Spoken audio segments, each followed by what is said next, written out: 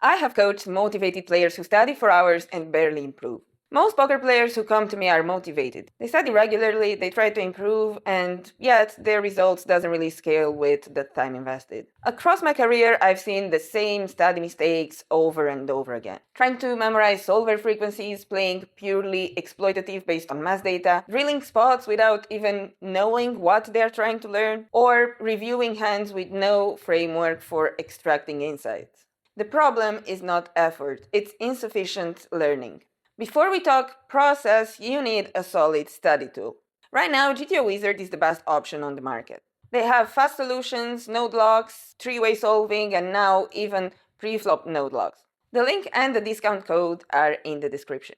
But here's the important part. No tool fixes a bad study process. No matter how you study, drills, hand reviews, building strategies, so on and so forth, you should always be looking for the same 4 things. The first is overall board frequency. So how often does my range bet, check, raise, or fold? Everything else in the strategy flows from this. The second is thresholds. So what is the worst value hand in my range that still bets? Or on the other hand, what is the best hand in my range that goes for a bluff? The next is hand versus range comparison. So that means if you look at the hand or at a certain hand category, does that bet more or less often than the overall board frequency? Do kickers come into play? Do blockers have any effect here? And fourth, but most important, look for the why.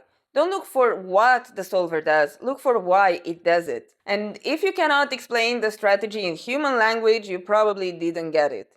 You will never study every spot in poker, so your goal is not memorization. It's pattern recognition. Understanding why allows you to extrapolate to other situations when you're under pressure. Leave a comment and tell me, how do you currently study? Drills, hand reviews, building strategies with solvers, or is it a combination of all 3? Here's how I personally study. I review hands from my previous session right before my next session. I know a lot of players like to review right after they play, but for me, I feel like I'm a bit too mentally tired to absorb anything properly. So basically, I treat hand review as a warm-up and I ask very specific questions. Did I hit the right frequencies? And if I didn't, was it an adjustment I made on purpose, or was it a mistake or a lack of knowledge? Did I respect the thresholds? Was my range construction coherent? On top of that, I build longer study blocks. This is where I build or refine strategies. I categorize board textures, I compare different nodes, and I look again and again for frequencies, thresholds, and reasoning. Once I form a clear conclusion, then I go into drills, not to guess, but to confirm that I actually understood what I just studied. Efficient studying isn't about studying more hours. It's about learning in a way that actually compounds. If this video helped, please like it and subscribe to my channel for more mindset and improvement tips.